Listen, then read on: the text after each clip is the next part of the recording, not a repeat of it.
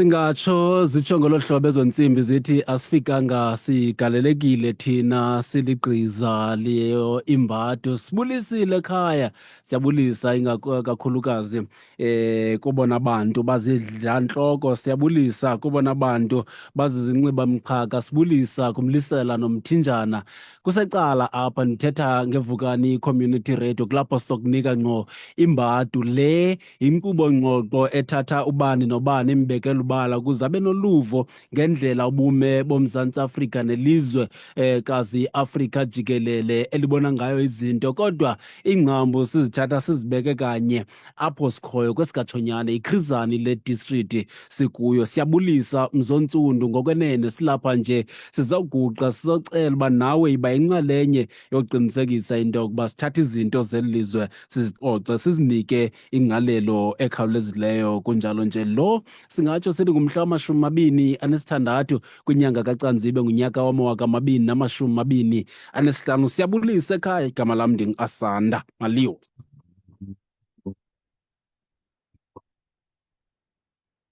Le kaloku yaziwa uba inyanga yama-Afrika ibekelwe bucala njengenyanga apho kanye ilizwekazi Afrika lithi libhiyozele ubuAfrika kaloku kwasekwa i-Organization of African Unity ingakumbi ke kujongwe kwindlela yokumanya isilizwekazi Afrika. Lo msitho lo othi ubanjwe rhoqo ngomhla wama-25 kwinyanga kaMeyi kaloku le ikhuthaza indlela abemi baseAfrika bathi babone ngayo ingakumbi kwindlela yokuphuhlisana nokuqinisekisa into yokuba eli lizwekazi ligcwele ubutyebi kangaka lelinye lamazwe abonwa njengawona noko anesakhono sokuphuhla anako ukuphuhla xa izinto ezenza kakuhle. Kodwa ke abona bantu sibabizileyo kuzosabela ezinye zezinto esifuna ukuba sibe kanti sincokola ngazo kusuku lwanamhlanje zizazi ezazi ngcono noko kunathi esifuna ke noko zisikrobise ubulumko ngokuyamane kanye nolisuko ngoba umxholo esiwubekileyo nakuwe apho ekhaya sithi siphawula ifuthe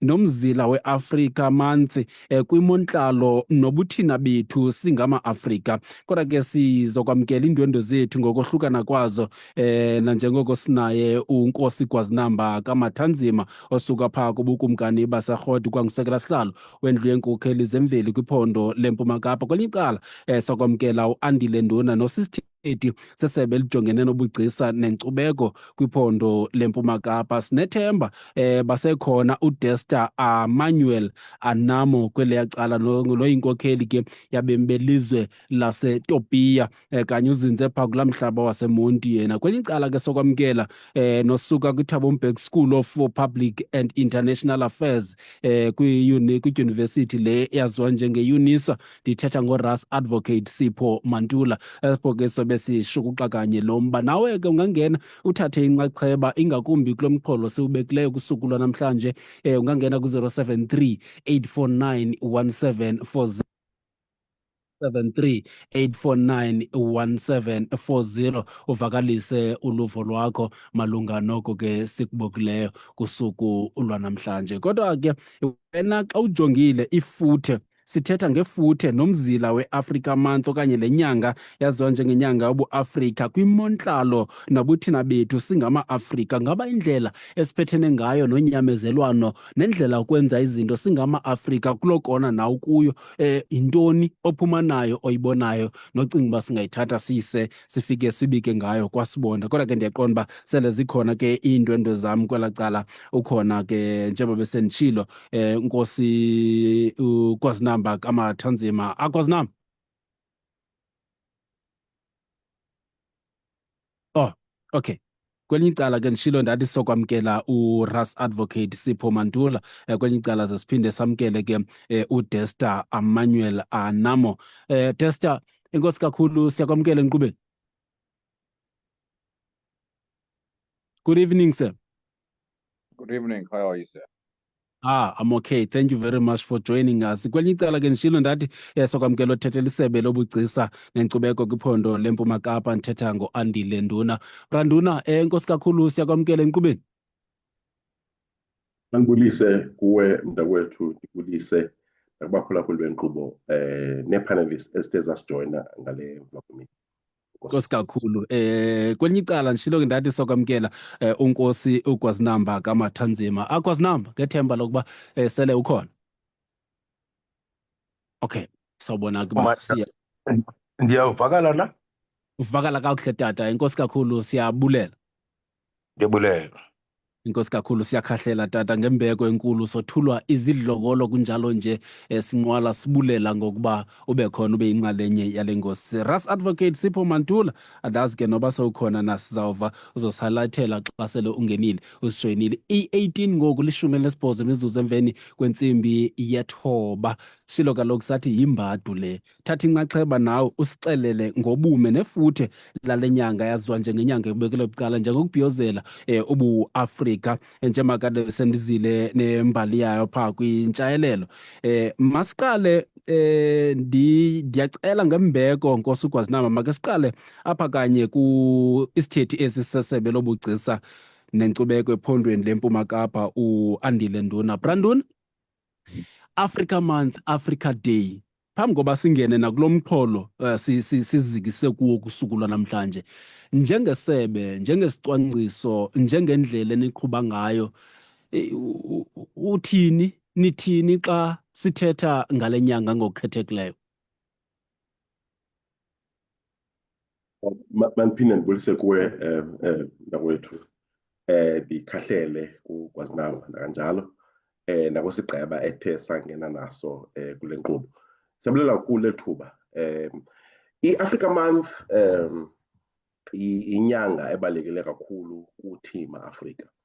Inyanga esithi njengoba soyichazile intsingiselo okanye ukusekwa kwayo, kodwa ke kakhulu ithi iveze ukubaluleka ukuthi sisebenzisane njengezwekazi lase-Afrika. Sisebenzisane ngokwezorhwebo, sisebenzisane ngokwezopolitiki, sisebenzisane ke ngokwengcali, sisebenzisane nenkcubeko nakanjalo. Sithi ke silisebe senze i-festival okanye senze iinkqubo ezithi zibonise okanye ziveze ubuthina. Nakanjalo ke ziveze nemicelimngeni ethi ibe khona kwizwekazi lase-Afrika. Kuba ke izwekazi lase-Afrika linayo nyhani yona imicelimngeni njengaliphi na izwekazi. Sithi siziveze ke ngohlobo lwe-dialogues, siziveze ngohlobo loba sibe nazo neenkqubo ezithi zibhekise kakhulu kulutsha nendlela ulutsha oluthi lungazingca ngalo ngobuthina, lingazingca ngalo ngenkcubeko yethu nakanjalo. Sithi ke gqolo nyaka nonyaka kube khona i-theme esithi sihambe phambi kwayo esisiveze ke ukubaluleka kwale nyanga. Sivezile kakhulu ke kulo nyaka izinto ezifana noba sibonise ukubaluleka kwe-museums ezithi nazo zidlale indima enkulu kakhulu ukuthi zigcine nakanjalo imbali yethu, nee-libraries nakanjalo. Saphinda ke sathi gqolo ukubonisa ukuthi ababhali ababhala ngolwimi lwemveli, kuba kaloku i-Africa Month iyasikhumbuza naloo nto uba ngaba masizingce ngeelwimi zethu, sizingce nakanjalo. Koko sithe sasikhuthaza ababhali ukuthi ababhali basondeze okanye baze nazo ii-manuscripts abanazo ukuthi babhale amabali, babhale ngolwimi lwethu nakanjalo. Loo nto ke ithi iphuhlise ulwimi nakanjalo ke apha eMpuma Koloni. Inkosi kakhulu Brandon, siyabulela ngexesha lakho. Shilo ke sathi uba uyangena ekhaya, lo ugqibomva ngoku uthethela isebe lezemidlalo, ubugcisa nenkcubeko kwiphondo leMpuma Kapa nguAndile Kanduna. Nkosi uGwazinamba, inkosi iyatshayelelwa, yiyo le nto ndibone kufanelekile into yokuba uBrandon aqala akutshayelele. Masingene kuwe njengomntanekazi, njengomntu njengabantu abathi banqwale bagcine amasiko wamakhaya, ubuthina bethu, ukudandalazisa apho kanye sisuka khona ngokwendlela ukwenza ngokwezizwe ezohlukeneyo, ingakumbi ke kwiphondo lifana neli leMpuma Kapa elinezizwe eziliqela, kodwa njengenkosi uqinisekisa into yokuba xa sithetha ngenyanga le njengenyanga yobu-Afrika idandalazisa ke ukuba kakade singobani, sisuka phi, kodwa kuni njengendlu yenkosi ungathi sithetha ukuthini xa sithetha ngale nyanga? Mandithathe lithuba msasazi ndibulise kwagxa bam bonke abangenileyo apha, ndibulise isikhululo abaphulaphuli bevukani FM radio all over iChris Hani. Msasazi, njengendlu yenkosi, yinyanga le esihloniphayo nesikholelwa okokuba ithetha ngokungqameneyo neyona nto siyiyo nesimele yona. Ngamaxesha onke ke kufike lixesha lonyaka siye sibe namaphulo avuselela ephehla ugwele lokuba abantu bakhumbule into abayiyo, njengokuthi msasazi amaphulo esiwabambayo agxile ekubeni sifundisane ukunyamezelana ngokweelwimi, ngokwebuzwe nangokwentetha. Le nyanga ke siyayazi msasazi okokuba ukuba abantu besingavana, sikhumbule into kokuba sifumane lithuba emva kokugululeka bobuthumbu bobuAfrika kuma-Afrika. Yiyo ke le nto sithe gqolo ukukhuthaza ukubambana, ukuhloniphana kwabantu, ngokuthi sikhuthaze, njengoba uprofesa esitsho okokuba siyakhuthaza kubabhali, siyakhuthaza nakubantu benkolo, bazi into kokuba thina njengama-Afrika sineenkolo ezithetha ngathi. Inkolo ngokwasesintwini okanye ngokobuAfrika masibe namaphulo okuphanda, sikhangele into kokuba ukuba singamaXhosa, zintoni esithi ngazo, esinxibelelana ngazo ngemimoya, kwabaphilileyo, abangasaphiliyo, nomnikazi bomu, umdali. Sihloniphane, sazane into kokuba kwii-societies esihleli kuzo sihleli nabantu abanezinye iinkolo ngokobuzwe babo. Sisoloko ke sithe gqolo msasazi ukumxhasa urhulumente kweli phulo, siyiphimisela into ethi akwaba kungatyalwa imbewu yokokuba ubuAfrika ebantwini ingabi yonto eyakwenziwa ikhunjulwe kugqitywe ngalo mhla okanye ngale nyanga. Makwenziwe amaphulo ezikolweni. Kukho into endidla ngoyithetha msasazi endithi le nto yokugutyululwa kobuntu babantu ngokweelwimi, iinkolo, isenzakalisa sowuye kwiinkundla zethu apho uzawungena umantye mnyama, umtshutshisi mnyama, ipolisi ebelibamba umntu limnyama, ummangali mnyama, ummangalelwa mnyama, kodwa kwenziwe ingxume yencilikithi yokuthetha ngolwimi lamakholoniyali, kodwa aba bantu basendlini bayeva, kude kwenziwe iintloni, kube kwikho itoliki etolikela abantu ulwimi abaluvayo kuba lingenawuthethwa ngama-Afrika, kuba ecinga into yoba ubuthethe elinye lolwimi lobuAfrika awuqondi. Sithi ke masincedisane ekuphehleni olu gwele, sibe nomlumiso nguwo, siwusekelezela okanye siwuqalela kule nto yokukhumbula le nyanga, kodwa sibathundeza abantu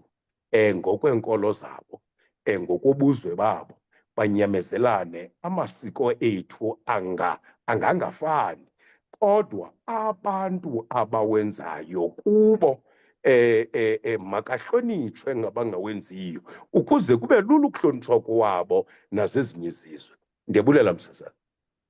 Camagu tata, siyabulela kakhulu uba uyangena ekhaya sikumzuzu sileqa umzuzu wama-20 ngokwanesibhozo ibethile intsimbi yethoba kungorhatya ale mivundla mhlawumbi kuwe ke kusebusuku thina ke sichophele umcimbi obalulekileyo endiqonda uba ke asinakushiya ngasemva nawe siphawula ifuthe nomzila we-Africa Month okanye inyanga ebekelwe bucala njengenyanga eqwalasela ubuAfrika kwimontlalo nobuthina bethu njengama-Afrika kulapho kanye sikhoyo ukusukula namhlanje. Shilo ke sathi sinendwendwe uRas Advocate ke inoba usezawungena uSipho Mantula kanye apha ethubeni kodwa ke Shilo sathi sivule ngaye uBut Andile Nduna sisithethi sesebe lobugcisa nenkcubeko eMpuma Kapa. Ukhona uNkosi uGwazinamba Mathanzima. Shilo sathi uphuma phaa kubukumkani baseRhode. Kwelinye icala sinaye ke uDester Manuel Anamo ukhona.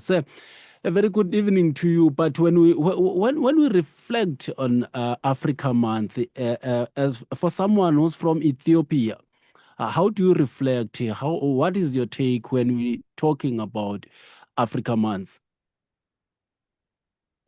Good evening to you and good evening to the listeners. As someone who came from East Africa, Ethiopia, and from one of the founding members of our former president, His Excellency Haile Selassie, Emperor. He was one of the founding members of African Union.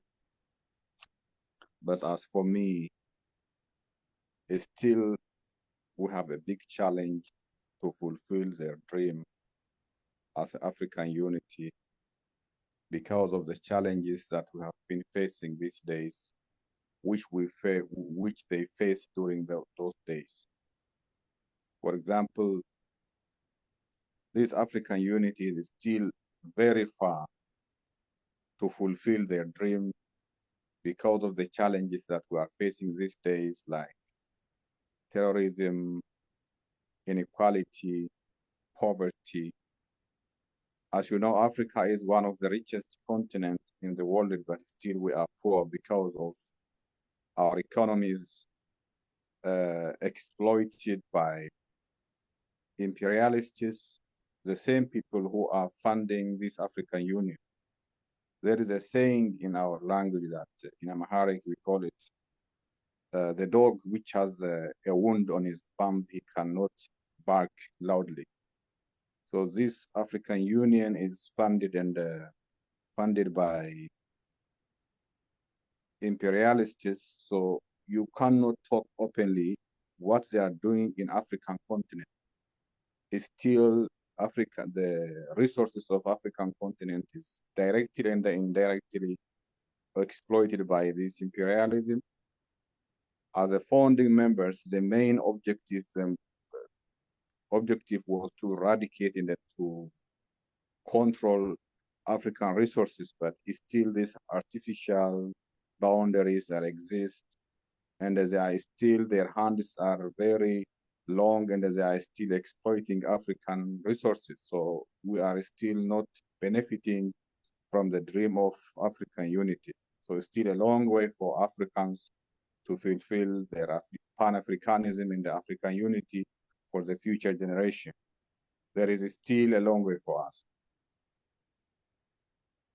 Right, utsho ke mphulaphula sithi kusemninzi umgama okusafuneke uhanjiwe uqinisekisa ukuba umongo wokuba kusekwe olusuku ufikelela kanye apho funeka ufikele khona. Ukhumbula lokhu yonke le nto yenzeka phaa kwiminyaka yo-1963. Kodwa ke sithi eli lizwekazi laseAfrika lilizwe noko elityebileyo, lelinye lelizwekazi kumazwekazi atyebileyo kakhulu, ingakumbi xa sesijonga ke ngezinto ke eziliqela ziliqela ebezinawukutshintsha imeko yethu ngokwendlela ke esiyiyo kwindlela ke yobutyebi nokuphuhla kwethu njengama-Afrika. Kodwa ke sithi kusafuneke kwenziwe umsebenzi oliqela ukuzama ukufikelela kwinjongo zolu suku, nanjengoko sijongene nemiba eliqela equka ukungalingani, ungenelelo lwasentshona elibangela uba libe kanti kungoku nje sikule ndawo sikuyo. Sikumzuzu wama-28 phambi kwentsimbi yeshumi kanye kolu rhatya lemivundla. Sawubane ke sithatha abangenileyo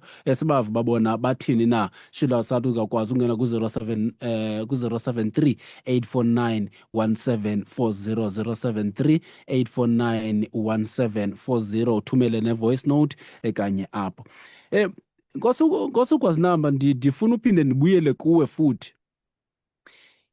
Asinawuyiqala le ngxoxo kuba undibethe emlonyeni kumcimbi wonyamezelwano singama-Afrika. Ubonakala ngathi ke yinto enzima kakhulu. Ndicinga uba isiganeko saphaya eAdo kusuku lwanamhlanje sidandalazisa loo nto yokunganyamezelani.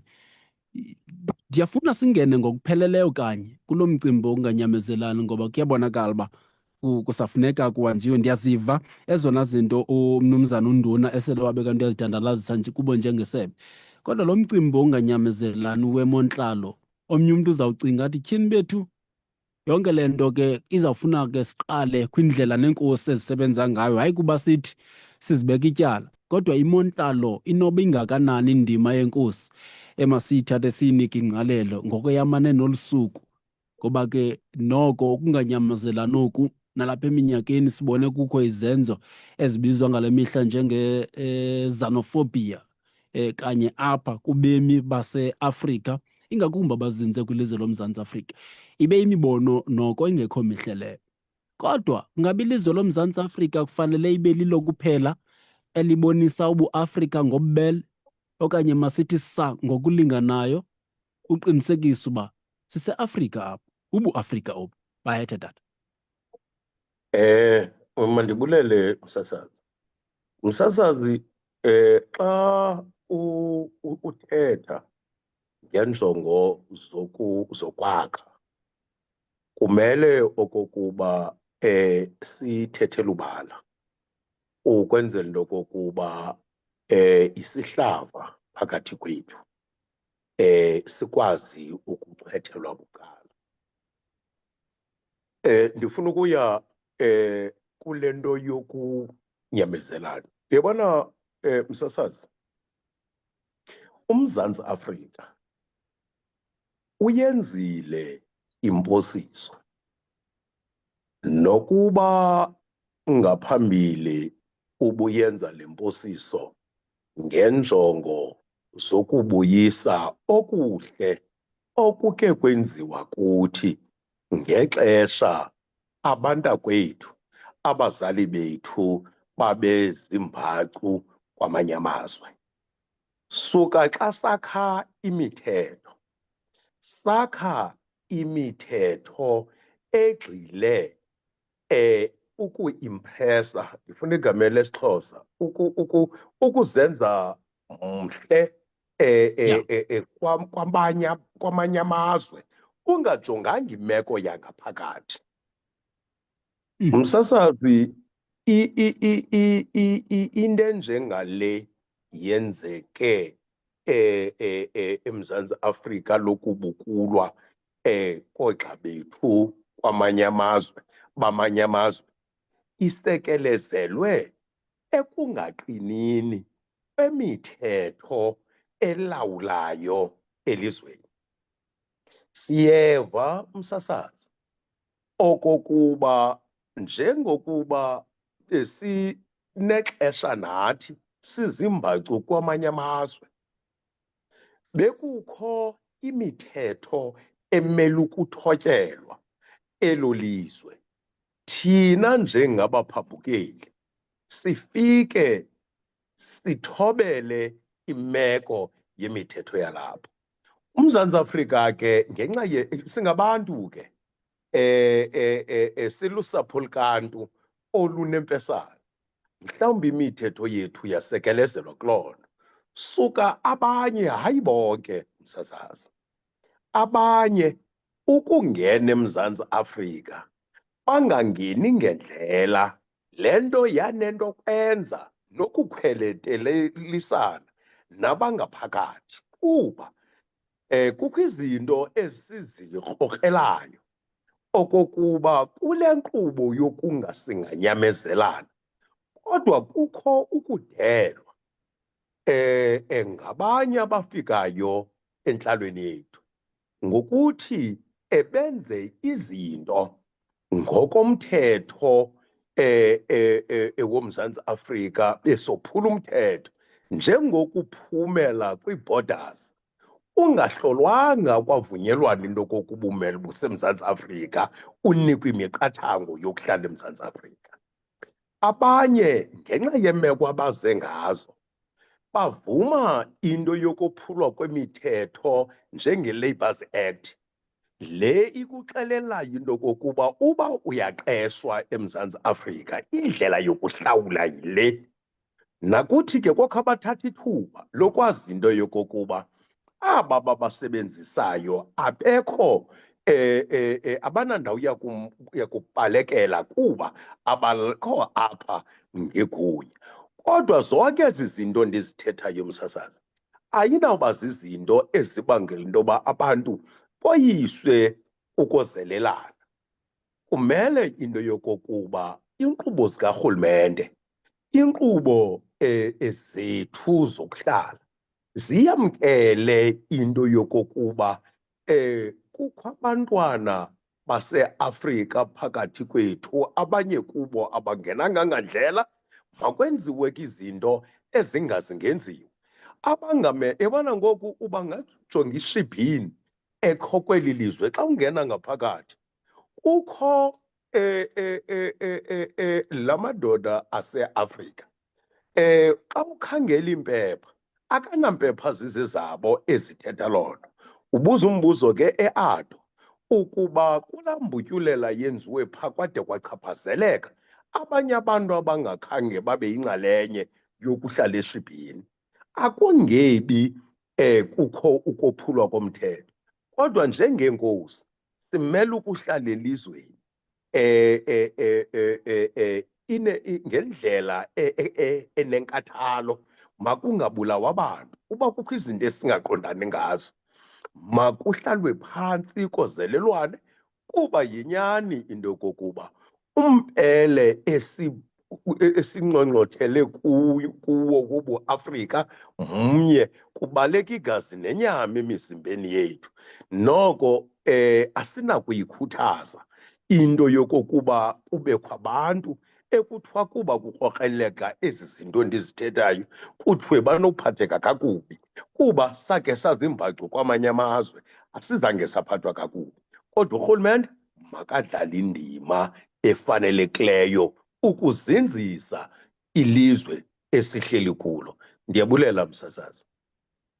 Nkosi tata, sikumashumi kuphambi kwentsimbi yeshumi. Ungangena nawe uvakalise uluvo lwakho. Kaloku abantu nabo izinto bazithethela ngokwabo, asibathetheli ngokwethu. Uba uyangena kanye apha enkqubeni noko inkomo isakhothenye kuba siyaqinisekisa into yokuba nawe sikunika ithuba sijonge kanye usuku belubhiyozelwa phaa phezolo mhla wama-25 njenge-Africa Month. Kodwa ke sisithi ngokuthe gabalala siphawula ifuthe nomzila we-Africa Month okanye le nyanga ibekelwe bucala njengenyanga yobuAfrika. Sijonge imontlalo nobuthina bethu singama-Afrika. Brandon, ndifuna ubuyela kuwe mkhulwa wam kwinto ethi, umzekelo ngokwalo mbuzo siwubuzileyo, sijonge ifuthe. Ndifuna kuwe singene ngokuba sijonge ifuthe ngoba kade into le ebhiyozelwa minyaka le inkqubo karhulumente uqinisekisa uba siyakhumbuzana, siyakhunjuzwa kananjalo ukuba lusuku olu yinyanga le ebaluleke kakhulu.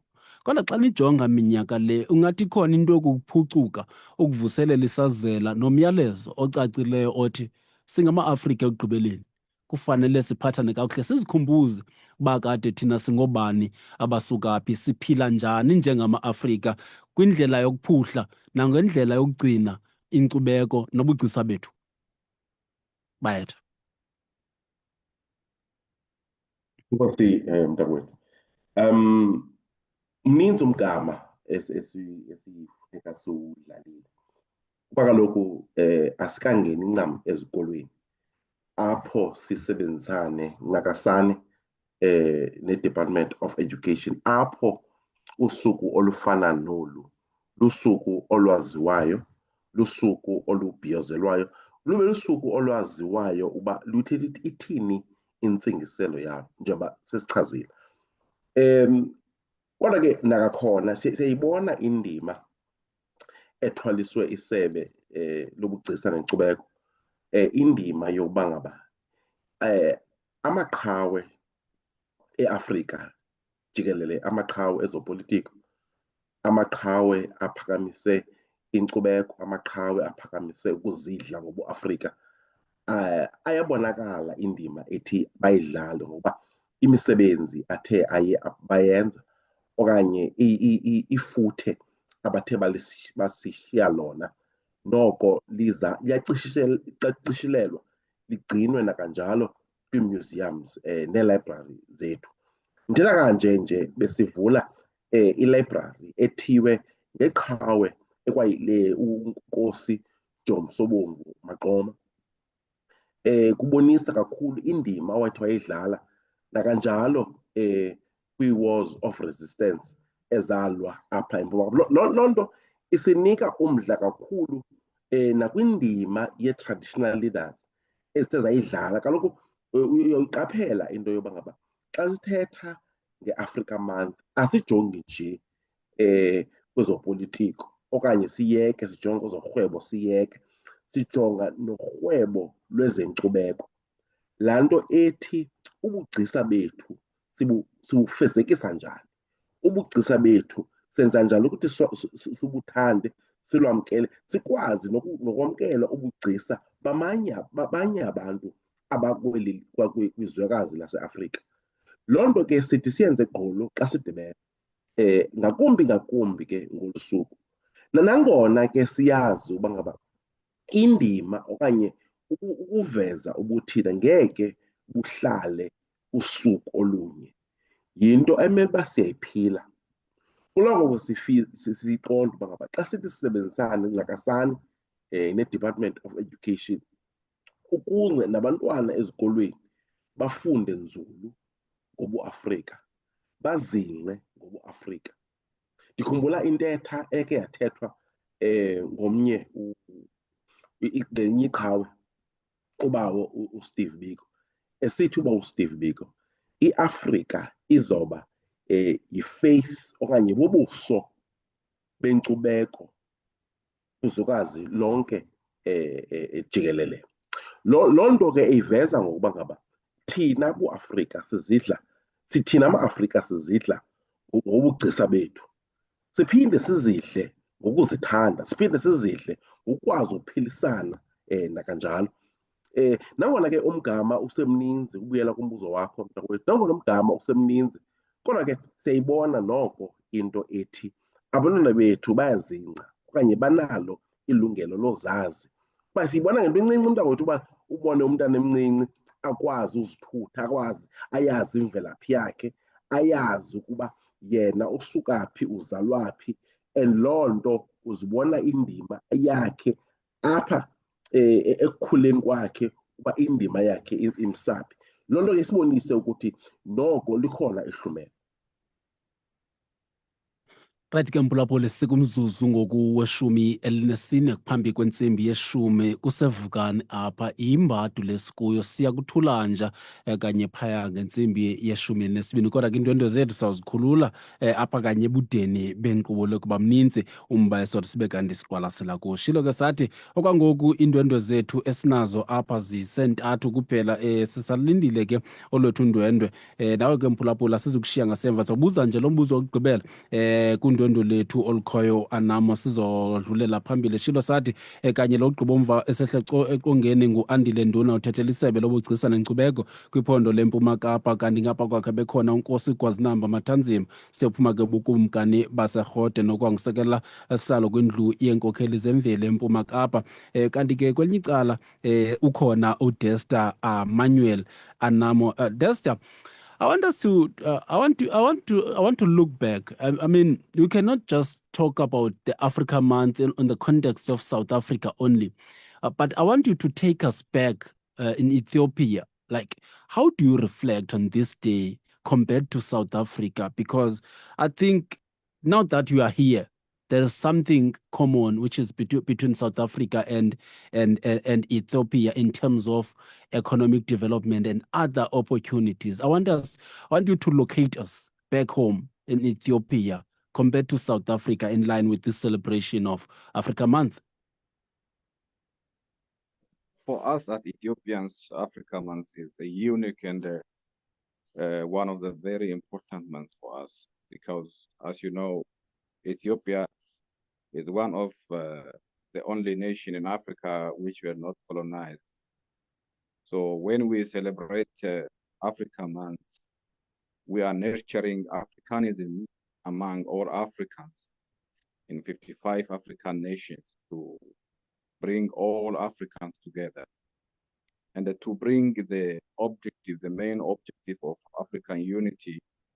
We have to share all economic opportunities among all African nations to help this young generation to bring a prosper and a unity in the future.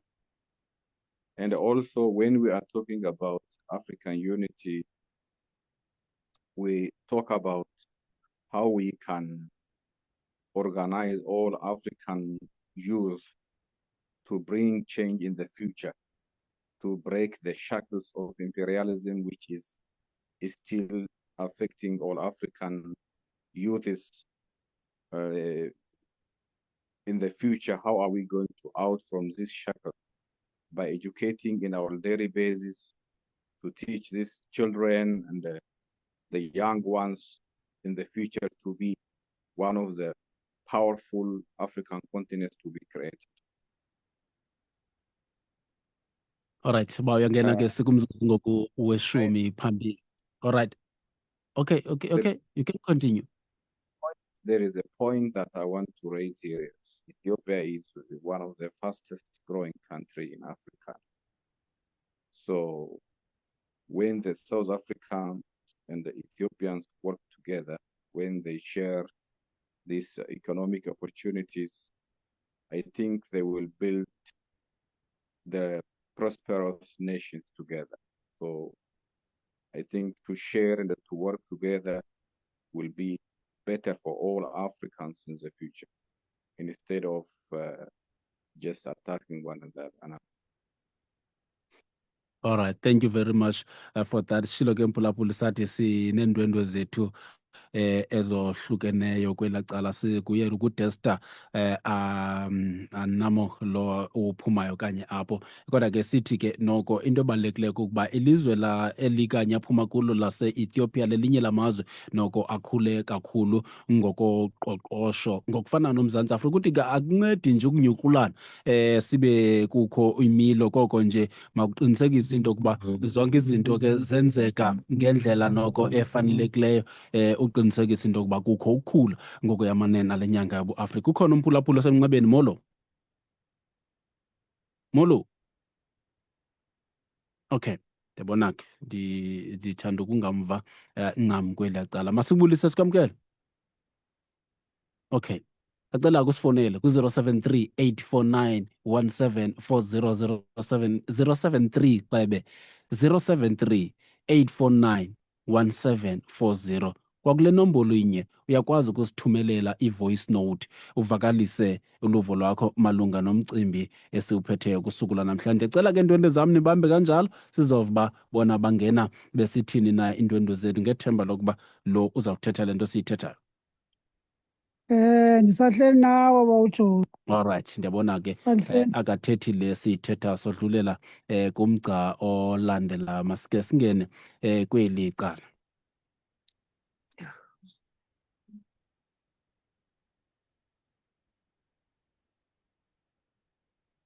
Iza tata. Mandikhathele ke apho kuwe umsasazi neendwendwe zakho, ndithi nqanga neentsiba zayo Ndiyakhahlela akwazinamba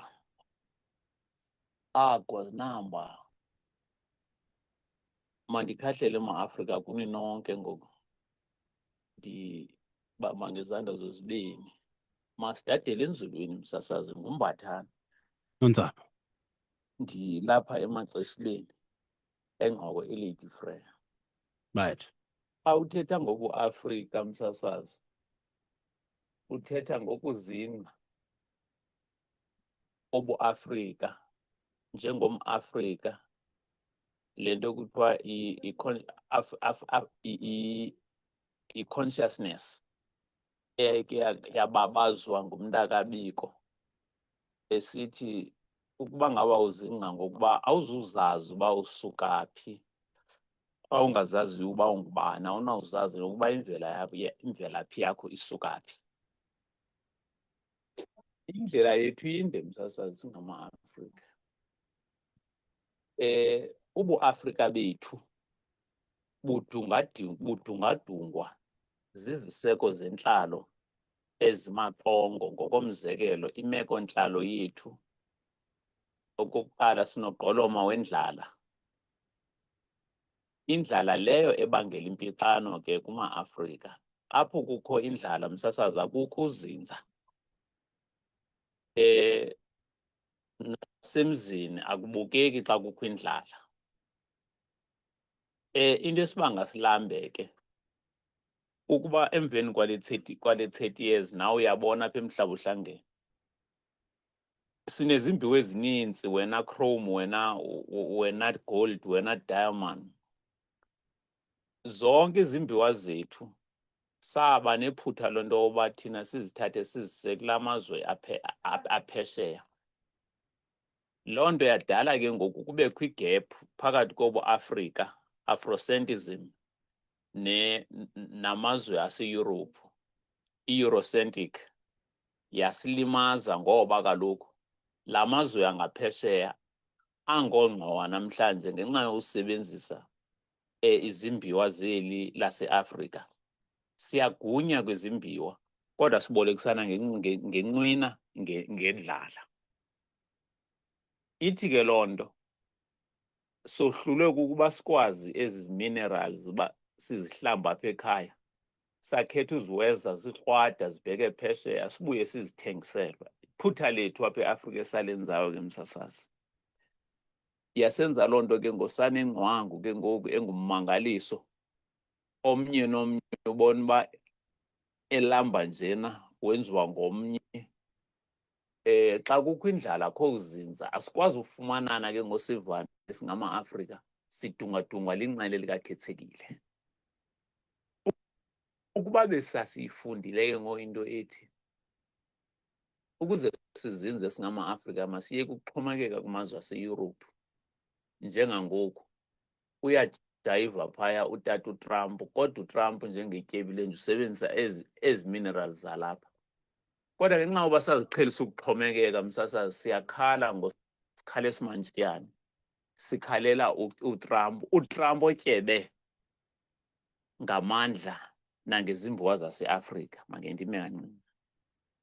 Nkosi Mbathane, siyabulela. Umzuzu ngowesine phambi kwentsimbi yeshumi. Sishilo ke Mpulaphuli sathi siphawula ifuthe nomzila wenyanga ibekelwe kuqala njengenyanga yama-Afrika, i-Africa Month, kwimontlalo nobuthina bethu singama-Afrika, iintente zethu kulapho zikhoyo. Siva uMphulaphuli uba yena ungena esithini napha ku-073 849 1740 napha kuWhatsApp uyakwazi usithumelela i-voice note. Kungenjalo usitsalele umnxeba, ungafowuneli iWhatsApp, usitsalele umnxeba kanye kwakule nombolo inye. Uba usifumana uzosifumana ku-072 514 5381.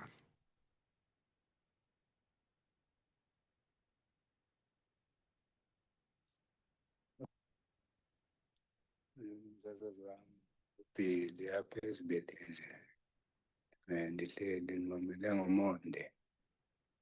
Inkolo inkqubo ethetha ngobuzwe bobuAfrika kule nyanga. Kuhamba bekubhiyozwa izolo, kubhiyozela usuku lama-Afrika.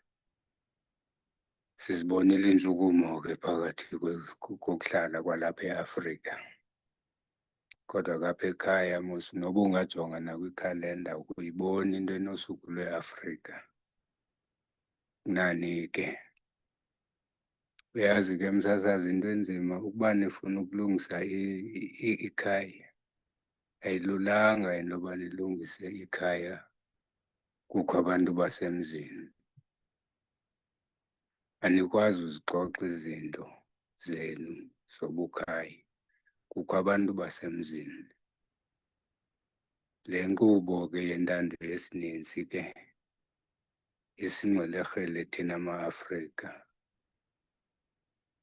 Yonke into eqhubekayo kumazwe ase-Afrika ligalelo lale ntando yesininzi inyanzelwa ngamazwe asentshona kube neenjongo zona wona uzuza izimbiwa thina sibe sisilwa ngamandla.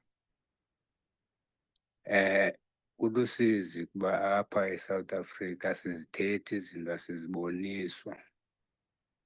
Zikhona iinkqubekeke ezibonakalayo kumazwe aphuhlayo ase-Afrika. Kodwa ke asizuzibona ezo zinto. Umzekelo apha ecankcani kwendlu eBotswana, eNamibia. Ziphumile phaa ii-troopers, ziphumile zonke zase-West, zii-Africans, ziclaim ii-resources zazo, zenza i-development yamazwe abo bazokwazi ukulingana neza first world countries. Ngoba sizi-sovereign countries sisonke. Make sibaliselaneni kwizinto ezintle ezenzekayo sizibukelayo kumanye amazwe.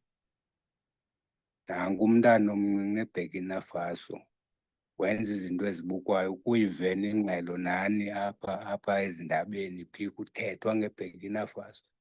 Into uyawuyiva xa kuthiwa kune-genocide okanye kuthiwa kukho kuyaliwa okanye kufuneka abantu bayokuncedwa.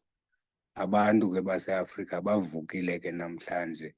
Make sizame nathi ngokuphakama sibe mntu mnye, sibe yiAfrika, sizimele ngezimbiwa zobawo omkhulu. Sikwazi ukumela ilizwe, singabili, sisokole, sihlale ematyotyombeni emikhukwini. Abe abantu ababini nabathathu abasilawulayo bexhamla bona benezinto zikanokutsho, kodwa ubutyebi belizwe. Maske sizame kuphengulula le demokrasi, sike sizame ubifuna ukulungiswa ilungiswe, ubifuna ukususwa isuswe. Mandikhabe ntsime, enkosi msasazi. Nkosi kakhulu, sibeka ngqo kwintsimbi yeshumi apha kwivukani FM. Shilo ke mphulaphuli sathi lesikuyo yimbado sijonge ifuthe lobu Afrika bethu, ingakumbi ke xa sesijonge kanye le nyanga sithe siphawula sikwajonge ifuthe nomzila we-Africa Month kwimontlalo nobuthina bethu singama-Afrika. Ngakwazi ke nawe usitsalela umnxeba sokubathatha ke abangenileyo. Nkosi uKwazinamba, mhlawumbi singaqala kuwe tatam kwizinto esele ziphawulwe ngumphulaphuli kanye njengoba kade bevakalisa ezabo izimvo. Mhlawumbi ungena usithini wena kwizinto akwazileyo ukuza nazo kuwe tata? Mandibulele msasazi. Ndingathi msasazi, ngoba ndimamele, akwaba abantu boMzantsi Afrika bangayikhulela into yokuqonda intsingiselo yale nyanga, nentsingiselo yale nto ithethwayo yokuzingca ngobuAfrika. Uyabona ke msasazi, senzakaliswa yinkqubo ka-divide and rule. Yenza le nto okokuba ubuAfrika ndibujonge isikwini sam njengesiqu. iAfrika ithetha zonke izizwe ikontinent yaseAfrika. Now ukuze ke sikhulele le nto yomanyano phakathi kwethu, ndiyamva umphulaphuli uthi eyona impehla enzima ephakathi kwethu yindlala. Akwaba ke singake sikhangele ikhubalo lokugqitha kule nto yindlala, kuba ngokokwethu ma-Afrika le nto yokuqeshwa intshamsasazi. Thina singabantu bokuzenzela, siziphilise ngezinto esinazo njengomhlaba. Akwaba kama-Afrika ngakumbi oMzantsi Afrika angake akhulele le nto yokucinga into yokokuba ukuze silwe nendlala masiyijonge ekuqeshweni. Masithundeze urhulumente abuyisele iziseko ukuze abantu bakwazi ukuzilondolozela bezenzela ukutya ngokunokwabo, besebenzisa imihlaba yoyise elilifa kubo, ukuze abantu basemzini, ukuthi ke kum abantu basemzini ndithetha ukuthi abantu boo-Europe, abantu boo-America and stuff, bangezi apha ngenjongo zokuza kumfimfitha ubuncwane bomhlaba esinawo thina esingakwazi ukwenzana. Ezi zinto zithethwayo zingendlala.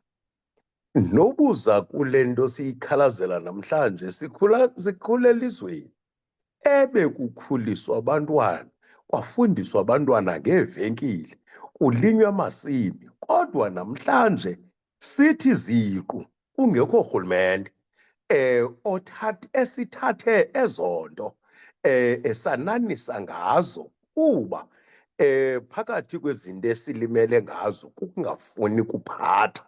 Now ndifuna ke msasazi sikhulele ukusihleli nje siyakhalaza, make ubuAfrika sibuthathe engcanjini ethi indoda emzinayo ingumlondolozi nomondli wosapho lwayo. Loo nto yenziwa ngokuthi indoda ilima umhlaba, ifuye ukuze amakhaya angahleleleki, sizophelelwa yile ngcwangu, sibukane, sithandane, sinyamezelane. Ndiyabulela msasazi.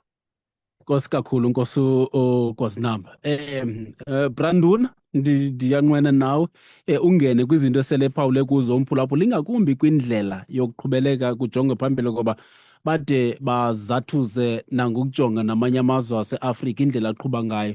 Yeke ke into yokuba akho nto, loo nto leyo ifuna ukuphendulwa ethe policy level eMzantsi Afrika nakwisigaba esingasentla, kodwa ndifuna nje ukuyiphendule ngokuthe gabalala kwizinto esele zithethiwe nakwizinto ezibonakala ngathi ngamacebo namakhubalo njengabantu kabagcine ubugcisa nenkcubeko yethu. Inkosi kakhulu kwakhona. Ibalulekile kum laa ntetha yomphulaphuli, kha ndiyibambe igama eseyamisa eqouta uSteve Biko owathi wasifundisa into ebalulekile kakhulu, into yoba sizithande, i-self-pride, sizazi uba singobani.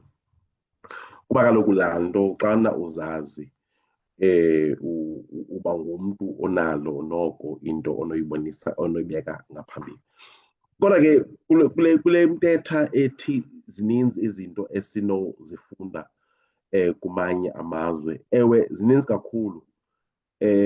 Namanye amazwe ke ayafunda apha kuthi, kuba kaloku kungekudala besisiva into kunconywa indlela ethi sisebenzisane ngayo silurhulumente ngokulo mgaqo ke we-Government of National Unity. Into ke loo nto ethetha kwi-political stability yelizwe. Xa sijonga kumazwe ngamazwe alapha ezwekazi lase-Afrika, into ye-political stability ingabe kakhulu, kodwa ke siyawubona umehluko kuba kaloku noko noombayimbayi bayathula kumazwe amaninzi. Njengoba sendisitsho ke njengoba sithi masijonge kwamanye amazwe, yowubona uba maninzi namanye amazwe athi ajonge nakuthi, kuba kaloku nathi sihleli nje apha eMzantsi Afrika, siyingxenye yezwekazi lase-Afrika, sineentlanga neentlanga, sinobugcisa ngobugcisa, kodwa asinayo into ethi sizonde omnye kuba eyohlukile kuthi. Ubeke wakhankanya mntakwethu into ye-xenophobia eyakhe yasehlela kwiminyaka edlulileyo.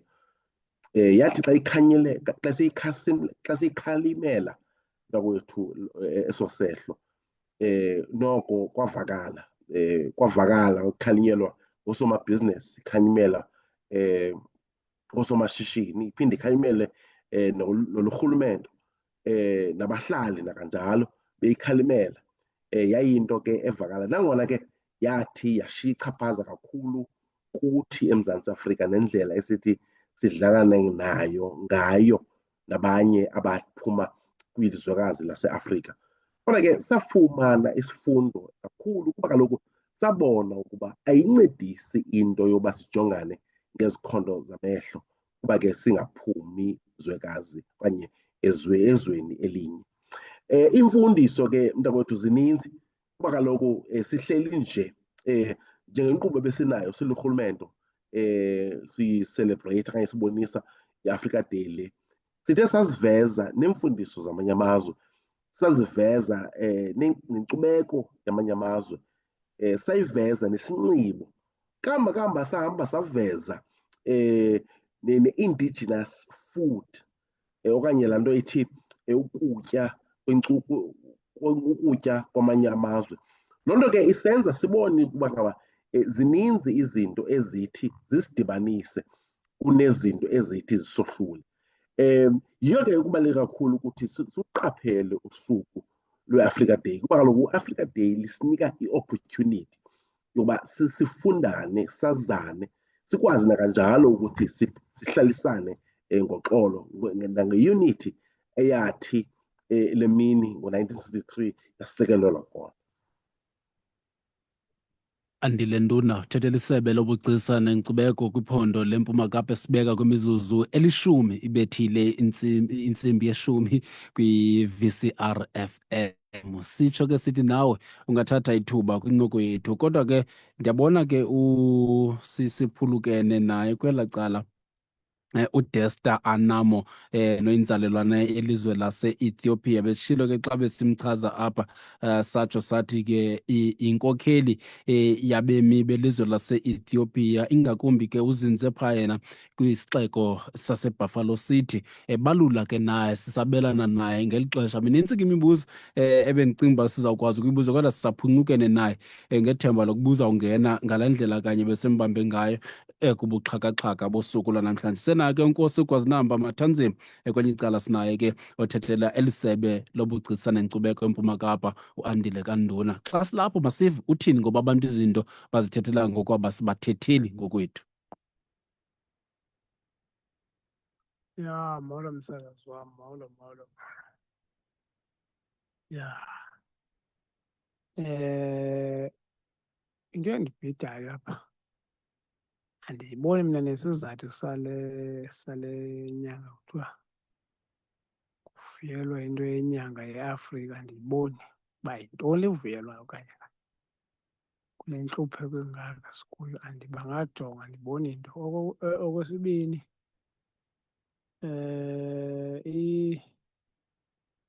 imeko yeembacu, amandwendwe akho ndiyava ayibeka. Imeko yeembacu inendlela engandikholiyo. Umntu asuke elizweni lakhe angene kwelinye ilizwe, engena kwamalungelo eli lizwe ezazi uba akaphelelanga azongena apha aphinde ka efika apha afuna uba inkunzane efuna ungamameli ulawula phakathi kwabantu abangathethi olu lwimi lakho. Ewe, singama-Afrika sonke kodwa indawo engoyakho soze ibe yakho nanini na. Singangalo ma-Afrika, amasiko wethu akafani. Ndicinga uba masihloniphane.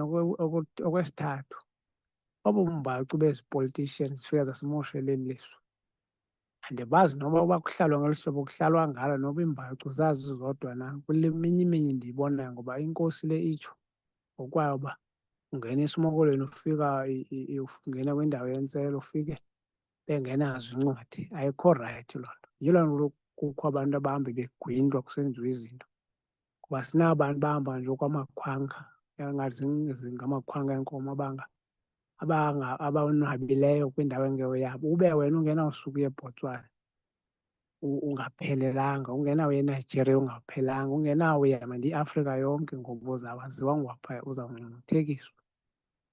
Le nto ndithi ndicela ubuza, ndizawubuza ke ngoku, ezi mbacu zalapha zazihlala olu hlobo na?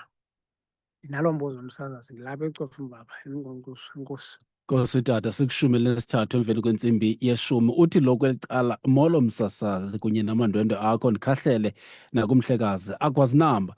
Eyi, ndilibele yonke into yenyanga yobuAfrika bethu ngoba asikwazi nokuyibhiyozela sisendlaleni. Intswelangqesho kubi apha e-SA, eSouth Africa, eMpuma Kapa ngokukhethekileyo. Uthi ke sakuzingca njani ngobuAfrika kungekho nto ithi masizingce ngayo. Uthi ke yena ke uphaya endoda ayibuyi, uthi ke usegwatyu endoda ayibuyi, evakalisa ke naye olwakhe uluvo malunga nalo mba lowo. Ndifuna ubuyela kuwe Nkosi uGwazinamba.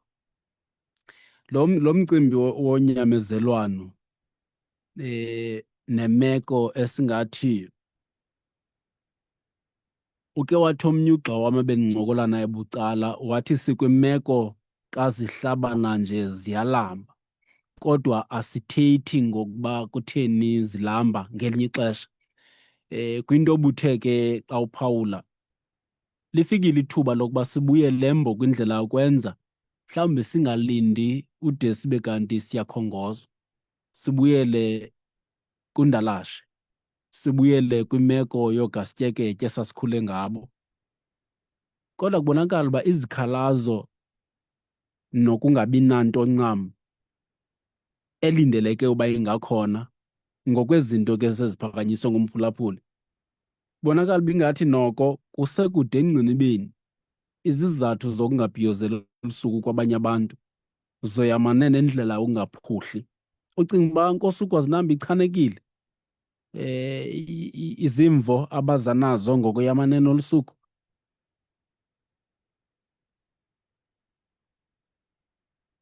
Andazi ke noba uNkosi okay. No, Yes. Yes. mandibulele msasazi. Msasazi, indlala le yodwa umlahlekisi.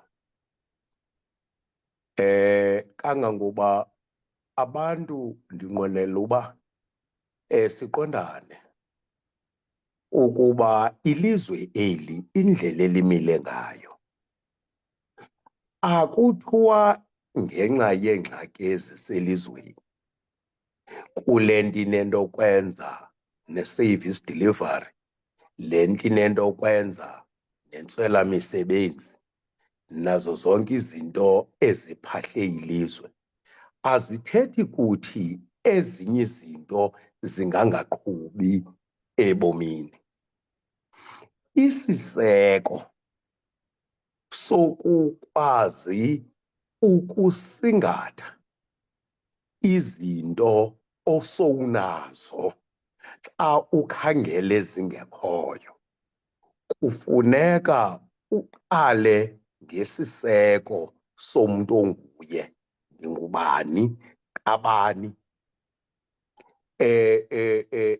Ngokwakum eso sazela sodwa siyancedisa. Uyabona msasazi, uya kule nto ithethwayo kuthiwa kwatyiwa imali ngabanye bathi Le nto ityisa imali kukulahleka kobuntu apha emntwini, endithi mna ukuyitolika kukugululeka bobuthumbu bobuntu emntwini. Now kufuneka ke nokuze sibe neenkokheli zodidi, masivume okokuba sikhumbule into ebeke sayiyo izolo, ukuze sikwazi ukuzibona ukuphambuka kwethu emendweni.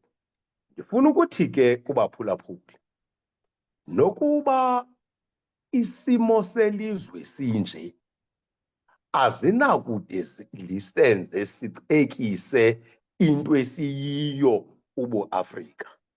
Siphakamisa ubuAfrika, sivuselele izazela zama-Afrika ukuze ahloniphe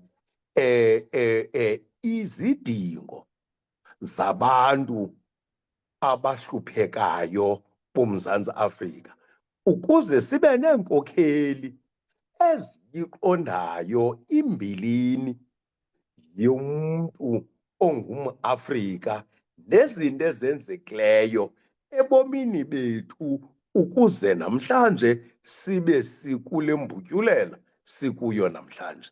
Ndifuna ke ukukhuza ngelithi kubaphulaphuli, siyavumelana toza kuthi zidle gqubeni,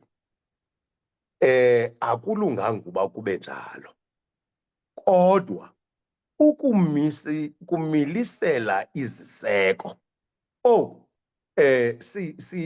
sihloniphane, obekwe malini akhumbule uba thina singabantu bomthetho kamthetho, singabantu beentloni, singabantu abakwaziyo ukucingelana. Kuzophela ohlohle sakhe ngenxa yempembelelo yendlala nezinto ezenziweyo kuthi ngexesha lengcinezelo. Ndiyabulela msasazi. Sikumzuzu ngoku we-19 nesiqingatha ibethile intsimbi ye-10 kusebusuku ukubona njengoba sikwimbadu le yiVukani Community Radio. Sikunika ngobunjalo bawo umba wosuku, asinalo ke ixhala, asinatyutyu, koko sikubeka elubala njengonyana wendwenkulu. Yabona ke xa sisithetha noNkosi uGwazincama, siyayazi uba sithetha nabantu begazi, nabantu bendwenkulu. Uqinisekise into yokuba basinika, basakhela umkhanyo ngokujonga kumongo eziphezu kwawo kusuku lwanamhlanje. Xa silapho kanye masijonge uba abekho nabangenileyo. Sasazi wam, andiphinde ndibuye ndinganqamanga ndinjalo. Into mna endithoyo msasazi wam, sawuxhwithana sixhwithane side singasayazi siyifunayo. Ukuba ngaba ezi zimbiwa zalapha eMzantsi Afrika zingenziwa yonke into, ziqutyungwe, zenziwe, zisulungwe apha, zithengiswe ke sezigqityiwe, kungenisa umnotho, kuzokulungiswa infrastructure yalapha.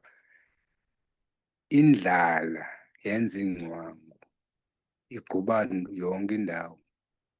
Nabo banamasimi bazawukhona njani bengenazo ii-tools zokwenza? Ngoba kaloku ezo zinto xa ezimbiwa bezisebenzela ilizwe, abantu ngebekwazi uba babe nazo izixhobo zokusebenza, bazenzele yonke into. Siyafuna ke nathi uba kubekho impucuko kweli lizwe, nathi sibone sisiya phambili, kungabikho ababhetere kunabanye, silingane. Siyawumnqwenela lo makulingane, kodwa xa ujongile emva kwexesha elingaka kude engqinibeni. Ngoko ke msasazi, mna ndiyayicebisa into yoba ngaba make siyiqwalaselele ezi zimbiwa zalapha zikhutshwayo, singanaceba, singaxhamli nto kuyo. Kwimeko esikuyo ayinawusikhululana siye kuba neengcwangu, siye kuqumbelana nama-Afrika, ukwakhela namadonga nemida. Ndisehle, enkosi. Randuna, ndifuna uza kuwe mkhuluwa. Lo mcimbi ndifuna uzapha kanye ngokoyamane nesebe lenu indlela enisebenza ngayo, ubugcisa, inkcubeko yethu. Ndifuna ke size ekutyebeni kwayo kwiindlela zokuphucula uqoqosho ngokwale meko yaseAfrika. Ndicinga uba imbali icacile iselubala ngokuba xa sithetha koovimba bethu sithetha ngamagama athini na ahlonipheke kwihlabathi, ekuthi noba kuzabani esuka kwelizwekazi Afrika efuna ufunda kuzoke qinisekile kunjalo nje. Futhi nendlela ubunini baloo magqala ngokohlukana kwawo nakwamanye amazwe alapha eAfrika kukhona ukuthungelana ngendima abayidlalileyo ukuze sithethe ngeAfrika esithetha ngayo kusuku lanamhlanje. Ndifuna ukoyamanisa isebe lenu kwindlela zokuphuhlisa, ingakumbi kwinto edibene noqoqosho, sisebenzisa ubugcisa obuthi xa sithetha ngabo sincume, sinqwale, sithi nyani singama-Afrika.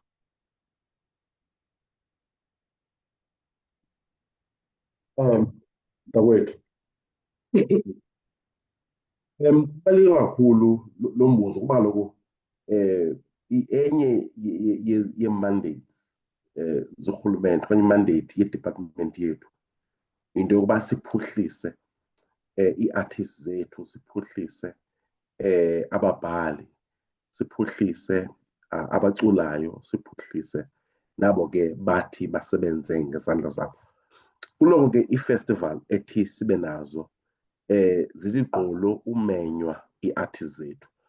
Ndithetha nawe nje sijongene ne-festival ethanda ukubiza abantu not only apha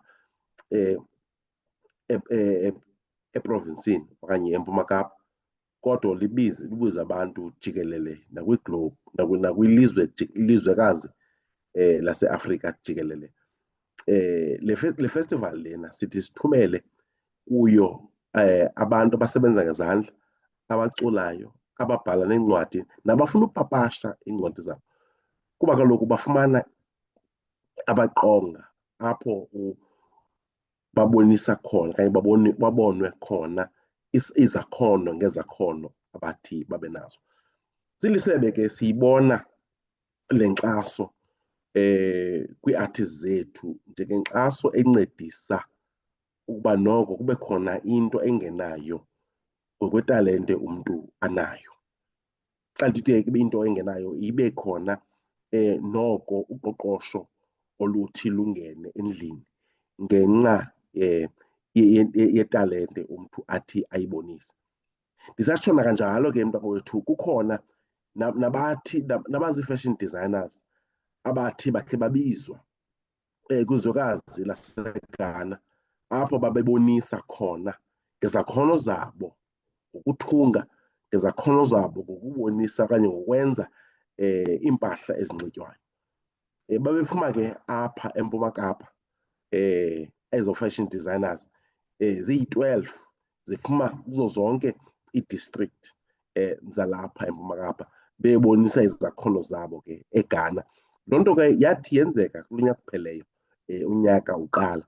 Ibalulekile kakhulu kuthi loo nto kuba ke loo nto isenza sibe nayo into esiyikhombayo esithi sincedise ngayo silisebe, kuba kaloku i-attendance okanye uflaya nokuhambisa izinto ukutranspota iinto abazithungileyo abo bathungi laphuma kwisebe. Naba bathi bakwazi ukuya, isebe lathatha inxaxheba enkulu kakhulu ukuthi bakwazi uyobonisa ubukhono babo kwelaa zwekazi laseGhana.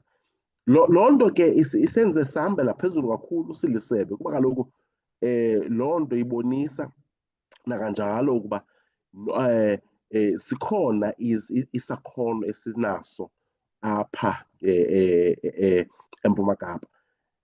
Kwaphinda kwananjalo mntakwethu sasijongile safumana isimemo ngenyanga ye-Freedom Month apho kwakhona isimemo esasithi makube khona ii-artist ezithi zenze imiboniso okanye ii-exhibitions ezinoboniswa phesheya kolwandle eBelgium. Loo nto ke yayicelwe ngu-ambassador waseMzantsi Afrika kwizwekazi laseBelgium. Zaphuma ke i-visual artist kunye ke nabantu abathi badrowe okanye abantu abathi bazobe bayabonisa ke imisebenzi yabo phesheya eBelgium. Nangona ke babephuma eBuffalo City Metro, kodwa ke saqonda ukuba noko zonke ii-district zaseMpuma Kapa kwixa elizayo zakwazi uyobonisa ngemisebenzi yazo kwelo zwekazi laseBelgium. Ibala ke le mizambulo mntakwethu ndikhawulelana nento ethi silisebe sijonge kakhulu ukubaluleka ukuba umntu othungayo, umntu othi abe nesakhono sokucula, umntu othi akwazi nakanjalo ukuba yikrafta okanye usebenza ngezandla, afumane ithuba loba imisebenzi yakhe. Umntu othi uyakwazi ubhala iincwadi zakhe zingapheleli nje zingahambi, kubonakale isakhono sababhali, isakhono sabaculi, nesakhono sabantu abakwaziyo usebenza ngezandla. Noko ibonakale uphuhliso ngokwezemali nangozoqoqosho, kuba kaloku imisebenzi yabo kufuneka noko izame ubonakala, izame ukubonwa nakanjalo. Sithi gqolo ke ukwenza nakanjalo mntakwethu uba sikwazi ukuphuhlisa, sibonise nakanjalo silisebe uba italente yona ikhona apha eMpuma Kapa. KoSukwazinamba, ndifuna size kule ndawo bese siyichaphazele kakhulu le nto inokunyamezelana phakathi. Ukwenzelana ububele bethu ungaba ngamehlo wam ngokuba andityi mnqathi. Kubonakala ingathi ingqumbo le ingaka kuma-Afrika, ingakumbi apha eMzantsi Afrika, kutheni nje kubonakala ngokungathi abemi boMzantsi Afrika babona ngokunga abaxhamli bona kubuAfrika, usuka apho kuxhamla abantu abasuka kumanye amazwe kwalapha eAfrika, nto leyo ikhokelele ekubeni kuba kungabikho ukunyamezelana. Ngoba uba uzivile apha ezinye izithethi bezithetha ngento yokuba bayangena eMzantsi Afrika abanye besuka kwamanye amazwe aseAfrika, nto leyo ke ngoku ifika ithibaze iinjongo zale nto siyibiza ngokuba yi-Africa Month, okunganyamezelani kukhokhelelwa linxele likakhetsekile. Kude kubonakale ngelinye ixesha ngokunga ubani osuka kwilizwe elithile kwalapha eAfrika uzothatha isakhono nomsebenzi ongewufunyenwe ngomnye umntu. Uke wathi ke xa uthethe ekuqaleni, Nkosi, wathi kufaneke siyikhulele indlela esibona nesiphawula ngayo kule nto inobuAfrika phakathi. Ungangena mntanekazi. Mandibulele msasazi. Msasazi, kulo nyaka uphelileyo uba ndikhumbula kakuhle kanye kulowa uminister wakwa-Home Affairs, utata uMotsoaledi, ubejikeleza lonke loMzantsi Afrika esenza isankxwe sokuguqulwa kweminye yemithetho enento kwenza nale nto inento kwenza nabahambi okanye yala ma-Afrika asuka kwezinye izizwe ezingengoMzantsi Afrika.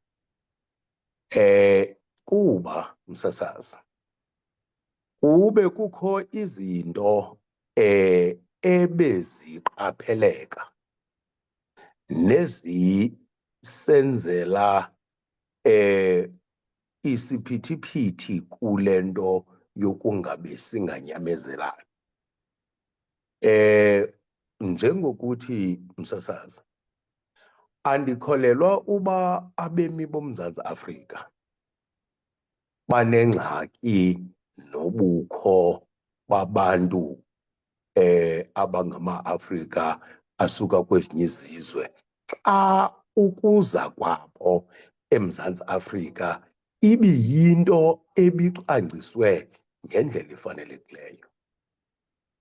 Yabona ke kukinyani msasazi esingakwaziyo ukuzikhanyela kuba ziselubala. Njengokuthi ububheka eRhawutini uye kwezaa ndawo kuthiwa ngooHeathrow, ungena apha eMonti kukho iindawana phaa ezihlala abantakwethu aba phaa kodwa uke kuxelelwe into yokokuba ukuthengiswa kweziyobisi esitratweni ifana nokuthengiswa kwelekese. Nakwezi dolophana zethu zocofa imvaba uzawufika kunjalo. Zizinto ke eziphenjelelwa yimithetho yethu sasazi. Kule nto inento kwenza nobuchule buchuphathe okanye skills. Yinyani msasazi into yokokuba izinto zimbini. Eyokuqala yile nto ibizwa i-cheap labor. Kuthi apha kukho umntu onaye uCode 14 uqhuba itrakhi, kodwa kuba imithetho yoMzantsi Afrika iwakhusela abasebenzi, itsho okokuba ubani owenza umsebenzi othile umvuzo wakhe mawube kwikhabathiso elithile. Usuku oongxowankulu babaleke ukuhlawula abantu ngokomgaqo, barhewule ke ngoku abantu abokuhamba okanye bokuhambela basebenzise bona kuba besazi into yokokuba indlela yokuba yabo yokubahlawula baza kwenza unothanda. Zizinto ke endicinga uba msasazi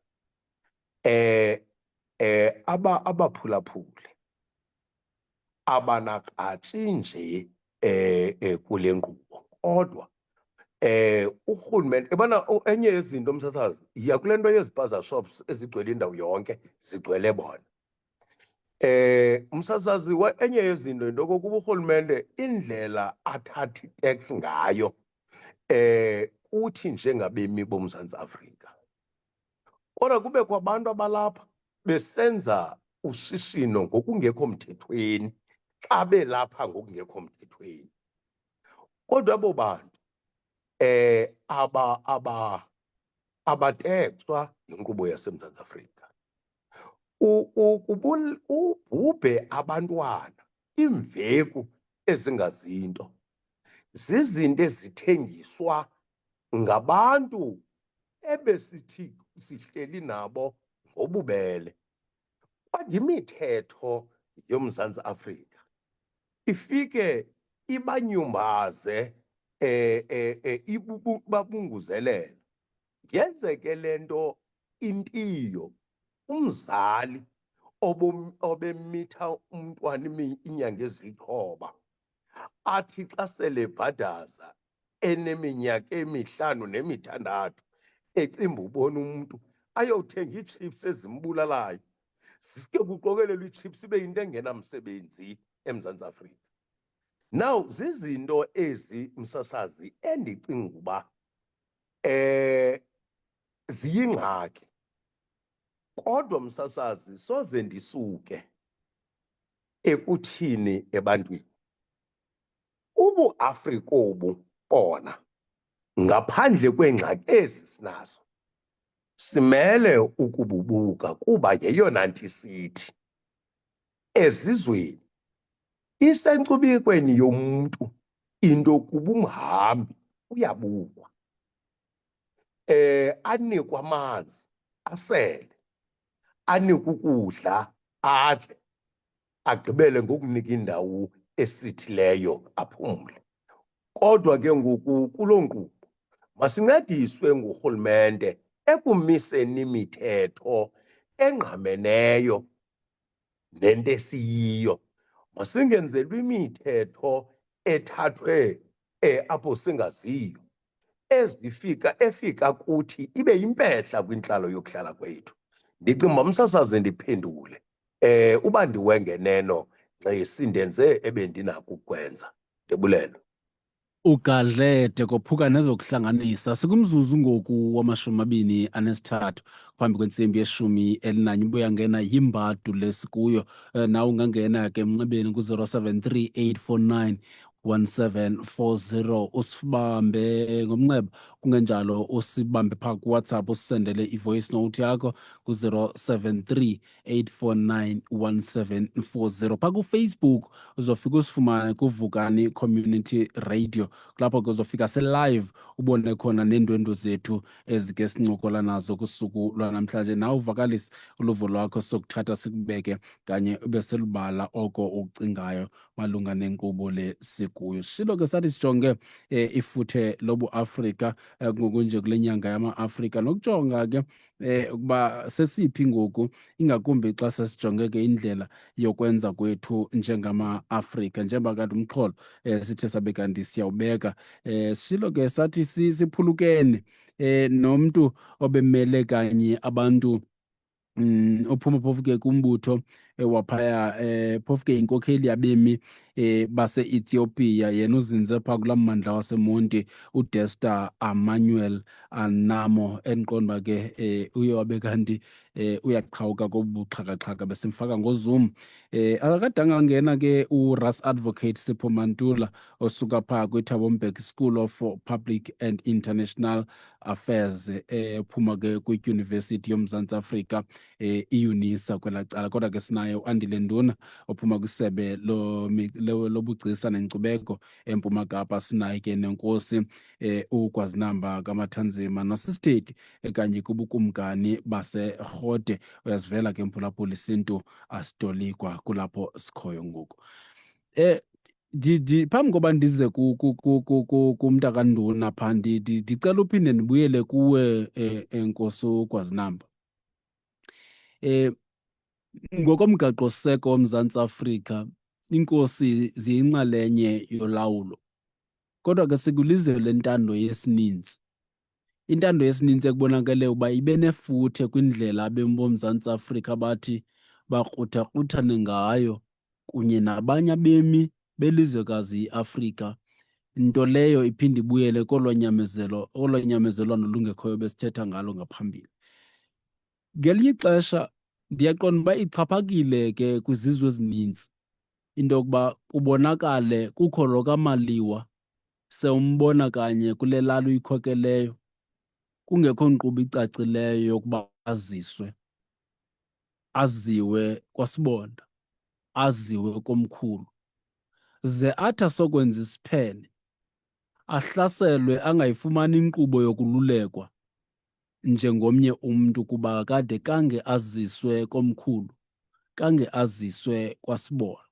Loo nto ke ibeka ityheneba kwilizwe ngokuthe gabalala jikelele njengelizwe noko elihlaselayo kubantu abangaphumi kweso sizwe kodwa bephuma kwelizwekazi iAfrika.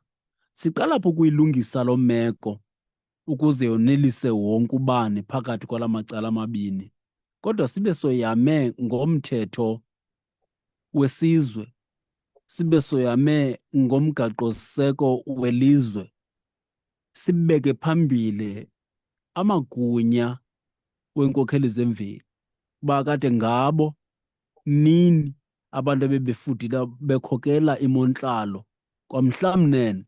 Kodwa ngoku zijikile izinto, abantwana bomgquba bayanyukulana phantsi kwale meko ndigqiba ukuyicaphula. Kuwe tata. Msasazi, indalo yam andimntu ucinga uba kuthi xa kulungiswa izinto kuhlale kukhalazwa. Ndiyayazi yingxaki ekhoyo le, kodwa ke msasazi, ndidla ngokuthi apho kukho umntwana enkosi khona. Kumele okokuba isizwe asikhokheleyo asikhokhelele ekubeni kuvuselelwe imithethwana yokuhlala. Loo nto ke iyancedisa, msasazi. Umthetho ayingowenkosi. Inkosi iba ngumgcini, umlondolozi nommiseli wemithetho yesizwe. Ukuba abantwana benkosi kwizizwe abakhokhele kuzo bangafunda ukuba bakhokhele inkqubo eziza kuzinzisa intlalo kwiindawo abahleli kuzo, ingasenzela loo nto okokuba singangeni kulo mgibe wokukhalazela into okokuba abantu basidelile, abantu. Yeka wena njengesiqu, sebenzisa imithetho yabantu, nika abantu isikhokelo esithi makuhlalwe apha kwenziwe imithetho. Oyaphuleyo wenzeke ngokuba isizwe simisile. Msasazi, asikwazi ukuyibaleka inyani ethi sisuka kwinkqubo okanye kwiinkqubo zoorhulumente bonke ebebethi bayeve amandla banawo ngokushukumisa iziseko zabantu abame kuzo. Ezinye zezo ziseko bubukhosi, inkcubeko, amasiko nezithethe. Now sinethuba ke, msasazi, lokokuba sibuye ngeneno ngexesha lokulawula korhulumente wethu, ukuba sibuyele kwiziseko ebezike izolo sazibona okokuba zisikhokholela ekubeni sikwazi ukuphilisana. Andikhanyeli into ethi ngaphambili ibingumthetho wabantu othi akunakumbonwa mrhangqolo wandoda ehlenyuka elalini ingaziwa ukuba ingumni wakwabani, olapha njani, ehlala kwabani. Ubuzawufuna inxiwa, bekufuneka incwadi esuka kulaa nkosi usuka kuyo ethi ungumntu onje, incwadi eyayibizwa i-removal. Kuhlala intlanganiso ivume okokuba lo mntu ungumntu nakuba akafike ephethe incwadi kuphela, ufikele emzini ayowubikwa uba kukho umntu olapha, akathathe ithuba ehleli afundwe ngabantu bale ndawo. Kuthi ke ngomhla emva kwexesha ehleli kubizwa intlanganiso kuthiwe kulaa list yamanxiwa kukho ubani ohlala emathileni. Zizinto ebezikade zisenza abantu ezo. Okwethu ukuphehla ugwele lokuvuthiswa lo mlumiso wokubuyela kwiziseko zobuntu ezilalini. Ilali, it's a communal land. Ithetha ukuthi le nto abantu abaselalini ngabantu abamele ukuphilisana ngemithetho eyamkela bona bonke ngemvumelwano yabo. Akunawuze kubekho mgewu uba abantu babambene. Ndiyabulela, msasazi. Nkosi kakhulu, Nkosi uGwazinamba. Sipha ngoku kwishumi elinesine phambi kwentsimbi yeshumi elinanye. Iintwento zethu ke sizawuzikhulula apha ngentsimbi yeshumi elinanye. Branduna, ndicela usondele mkhulwa wam, ngoba ndiphawula kwizinto esele zithethiwe xa kungoku. Eyi, ngokwesisilabhasi ububalule umcimbi wemfundo eMzantsi Afrika onokubaluleka kakhulu kwinto edibene nokuphuhlisa nokuhambelana nezinto ezenziwa leli sebe ukuze kuthiwe phambili ngobugcisa, ngoba obugcisa nale nkcubeko yethu yile ivuselela isazela, inike umntwana, inike isizukulwane esizayo sazi ukuba sisuka phi silelizwe, sisuka phi sililizwekazi iAfrika. Ibaluleke kangakanani into yoba sibe kule ndawo ngoku. Ndifuna ukukujonga ngokwemeko yesisombululo nangokwemeko yokuthatha ixesha kwezinto ngokwendlela isebe liqhuba ngalo ukuzama ukuhlangabezana nale nto ubuseyiphawule ukuba noko nesebe lezemfundo kulapho kanye nikhoyo ukuzama uqinisekisa ukuba minyaka le iyanyuka into eyingqalelo kwinkcubeko yethu kuba yile idandalazisa ubuthina bethu nobuAfrika, futhi nezisele zenyathi ezabeka umqolo wazo ukuze sithethe ngale Africa Month xa kunamhlanje. Uyawukhumbula mntakwethu xana sifuna ulungisa okanye sisithi senza ngcono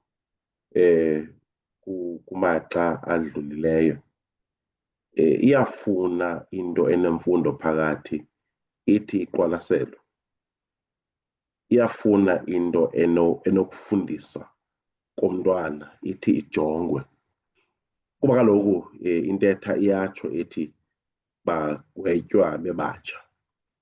Loo nto leyo ke iyasincedisa kakhulu kuba kaloku sithi nayiphi na impuhliso okanye ukuhambela phambili uqala phaa ezikolweni.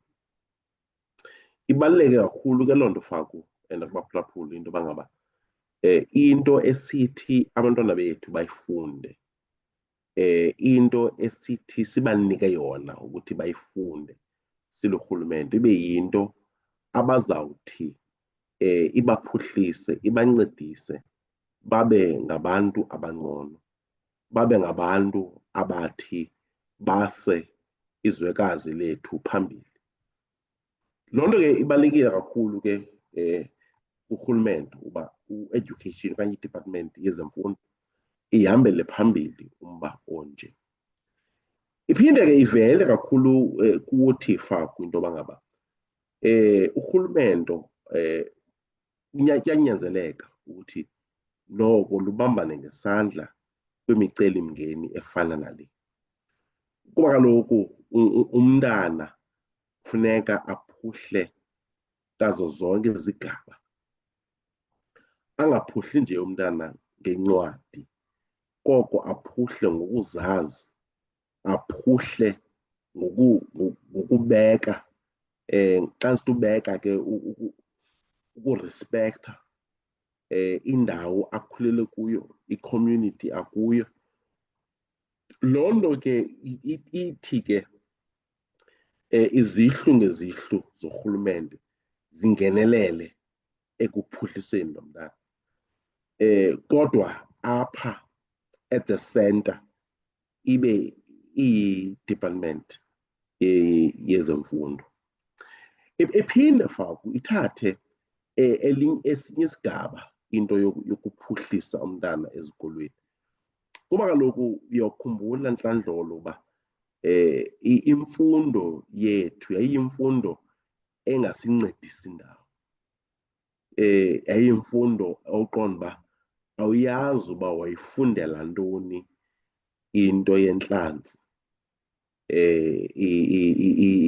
iimpawu zentlantsi uba iza kusaphi kwinto ofuna uba yiyo phambili. Loo nto ke ithi ke isivula amehlo kuba kaloku xa sithi sifuna umntana abe yinxalenye yokuphuhliswa kwezwekazi laseAfrika, funeka lo mntana azazi ukuba xa enguFaku, ooFaku indlela okanye indima bathi bayidlale okanye bayidlala apha ebomini ibalulekile ukuthi yaziwe, ayazi, ayifundiswe, ayixelelwe. and lo mfundiso ayipheleli nje ekhayeni, koko kufuneka ingakhabani nale athi ayifundiswe okanye ayinikwe esikolweni. Loo nto ke ithi icela umngeni kakhulu kurhulumente nabantu abathi bakhulise lo mntana, abathi babe nesandla ekukhuliseni lo mntana, kuba kaloku into athi ayifunde yinto engamele uba iyakhabana ekhayeni kunye nasesikolweni.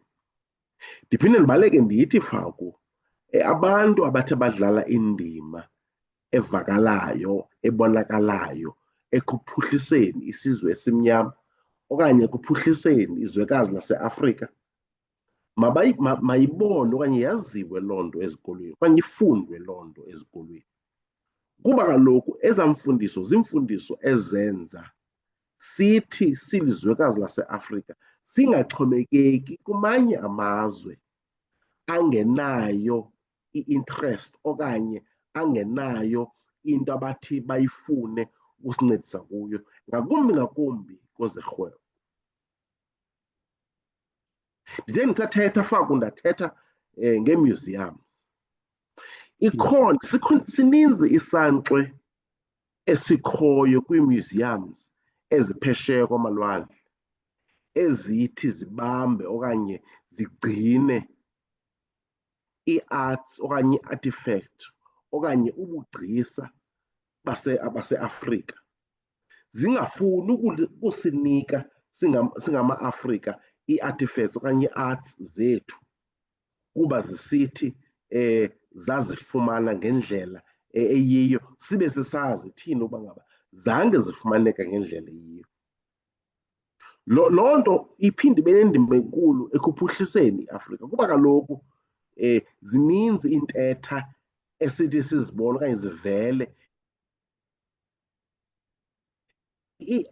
Ii-museums ezaphesheya zimi okanye zaziwa kakhulu ngee-artifacts okanye ngezacholo okanye ngee-arts ezisuka apha eAfrika. Ibaluleke kakhulu ke into yoba ngaba nasezikolweni nakurhulumente kube khona intethathethwano neemfundiso ezibonisa okanye eziveza indlela engathi olo phuhliso lukwiimyuziyam zaphesheya kolwandle lubuye luze kwii-museums ezithi zibhilonge kuzo. Xa ndithi uvala Faku kulo mba, ndiyiveze into yoba ngaba ibaluleke kakhulu into yoba ngaba kube khona le nto ngesiNgesi kuthiwa i-repatriation of ii-artifacts okanye ulwazi olwathi lathathwa eMzantsi Afrika naseAfrika ngokubanzi olukwii-museums zaphesheya okufuneka lubuyiswe kwenzela uba siyazi inkcubeko yethu, siyifunde ngokuba injalo. Enkosi Faku. Ose Brandona, khumbuleke Mphulaphuli, siza kuyivala ngoku. Sathatha nje lo ugqibela, ndwendwe zam banisela nje amanzi, xa igqiba sibetha amazwi okugqibela. Sikumzuzu ngoku wesine phambi kwentsimbi ye-11 sebusuku. Mandibulise ndikhahlele ke nakwinkosi. Mandibulise msasazi kuwe nakwiintwendwe zakho ke zonke. Msasazi, ndingumphulaphuli ke apha eNtabethemba kwindawo ke yasePhakamisa. Msasazi, ndiyacela mna kwelam icala msasazi wam uba iindwendwe ezinoko ke zisincedise. Msasazi, apha nxa ndiqwalasela nanjengomntu okhe alijikeleze eli ndikhangela ke indlela yokuphila, into endiyiqaphelayo, ndiqaphela into yoba msasazi, abantu bakuthi abanintsi abane-qualifications zemisebenzi ethile eyahlukahlukeneyo ke nezakhono ke abanazo, bankqonkqoza ke kwiigeyithi ezininzi. benkonkoza ke kwezo gate ezininzi bangakwazi ukuwufumana umsebenzi kuba sekukho abantu ngaphakathi abangabemi bala mazwe. So abantu bakuthi ke ngoku bangakwazi ukufumana umsebenzi. Loo nto yenza uba indlala mayibe ngathi iyenyuka.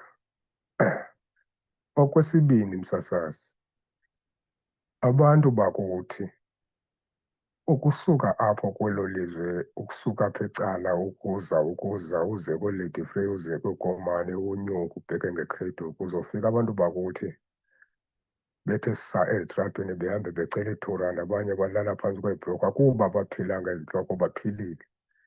Ababethwa ziimeko,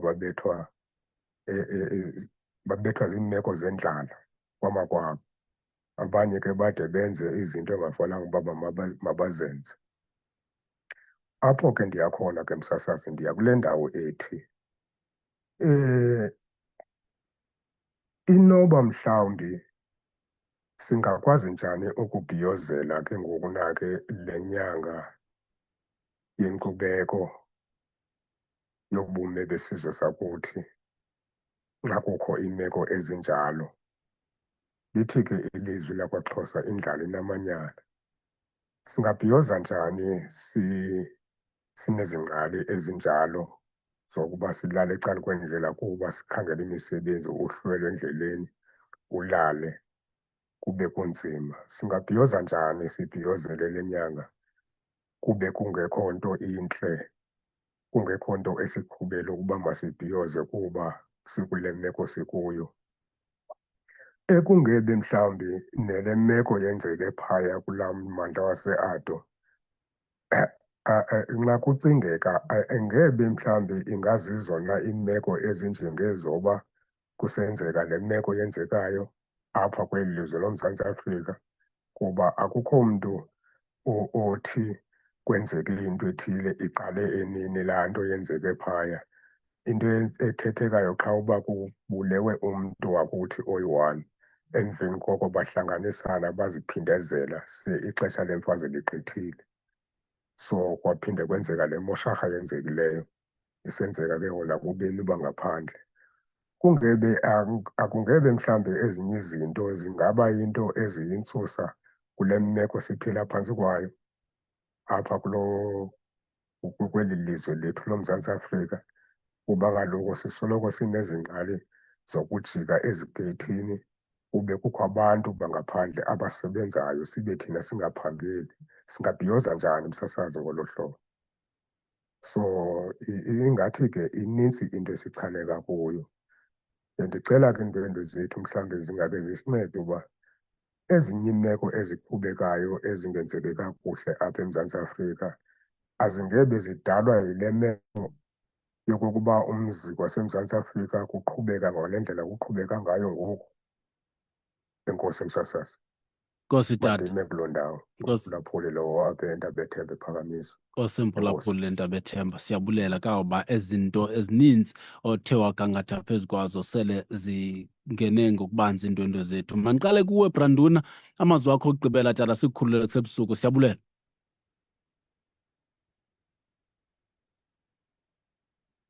Masibulele kwakhona, silibulele eli thuba. Sibulele nabaphulaphuli abathe bahlala nathi kude kufike eli xesha. Incoko yona okanye imbadu nam indincedisile, ndithetha nje nawe zininzi ii-notes ebendizithatha. Kodwa ke into ebalulekileyo into yoba ngaba i-Africa Month inyanga ebalulekile kakhulu kuthi silizwekazi laseAfrika. And ukubaluleka kwayo ayithi xa iphela inyanga ngomhla we-13 siyibeka bucala. Iyimpilo yethu, lifestyle ngamakhumsha, ibuthina, isisithi, ibuthina, iyile nto siyiyo. Loo nto ibalulekile kakhulu ukuthi siyiphile, ibaluleke kakhulu ukuthi izwekazi lethu laseAfrika siliphuhlise. Khona umphulaphuli kwangena wathi nezimbiwa nezolimo izwekazi laseAfrika malirhwebe lilodwa kuba kaloku asiwunidi amanye amazwe. Ndithanda uyigxininisa kakhulu into ethi zikhona izimbiwa, zikhona izinto ezithi zingaphuhlisa izwekazi laseAfrika xa sithi thina siqoqoshe, sibe noqoqosho thina siyizwekazi laseAfrika. Ngaloo mazwi ndiyabulela kakhulu kuwe mntakwethu uFaku, ndibulela kakhulu nangeli thuba silisebe sithi nxatsho ke. Ngasho tata. Ankosi KwaziNamba, siyabulela tata kakhulu. Mandibulele umsasazi. Msasazi, mandizeke mzekweni elibulela abaphulaphuli abathabathe inxaxheba kule nkqubo. Ndishiya amazwi athi ebantwini indlala, intlupheko nembandezelo ilizwe likuyo masingabiso sixhobo sokuhlubulula eyona nto isithi.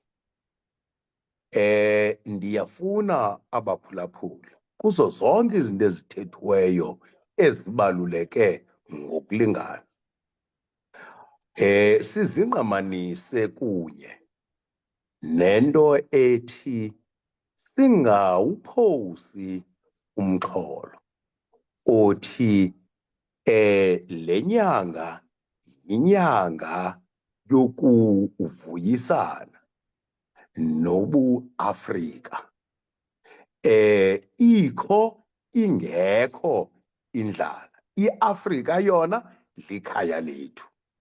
Simele ke okokuba sifunde ukuzelelana, sixabise izinto ezililifa kuthi ukuze sibe nobulumko bokulwa nezinto eziyingxaki entlalweni yethu. Ingabi zizinto eziyingxaki ezigubungela ubuthina. Ama-Afrika makabambelele kubuAfrika, into enye elilifa ne-identity yethu phakathi kwezinye izizwe. Ndiyabulela. Mazenethole. AkwaziNamba. Bayithi. Nkosi kakhulu tata. Right ke mphulaphuli, sifikelele kanye neendwendwe zethu esiphelweni. Sibeka ngoku imizuzu mihlanu ibethile intsimbi ye-11. Iindwendwe zethu kwibingu-Andile Nduna wathethela isebe lobugcisa nenkcubeko kwiphondo leMpuma Kapa, nonkosi uKwaziNamba Mathanzima. Kanti ke ushiye phakathi uDester Emmanuel Namu ophuma noyinkokheli yabemi base-Ethiopia uphuma kwilizwe lase-Ethiopia, kodwa ke iintente zakhe okanye ke intloko ifihle phaa kulaa mhlaba kwesaa sixeko saseBuffalo City. Hayi, sikade sancama Advocate Sipho Mantula osuka phaya kwiThabo Mbeki School of Public and International Affairs, iUNISA.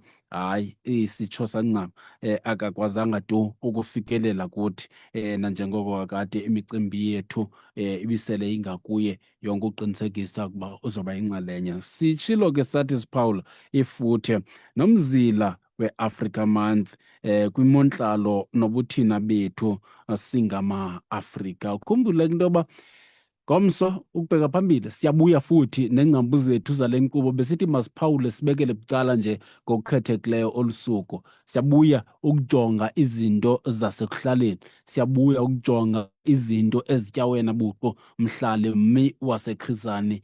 Ziluthotho kunjalo nje nawe ngoku sawuvula lelo kuthiwa yi-open line emveni koba nje sihambile sawusela amanzi, uvakalisa into ocinga ukuba masiyithathe siyinike ingqalelo. Nezinto ke ebezivelile nakwiveki ephelileyo nakubeni ngesingekazi nazo etafileni ngoku, kodwa sizinikile ingqalelo ukuba kade sisebenza nabantu ngabe kufuneke bepasisile izicelo ngokwendlela ke nani enifuna ngayo. Mithandathu ngoku imizuzu ibethile intsimbi ye-11. Nizalwa ngobani? Thandiswa Mazwai.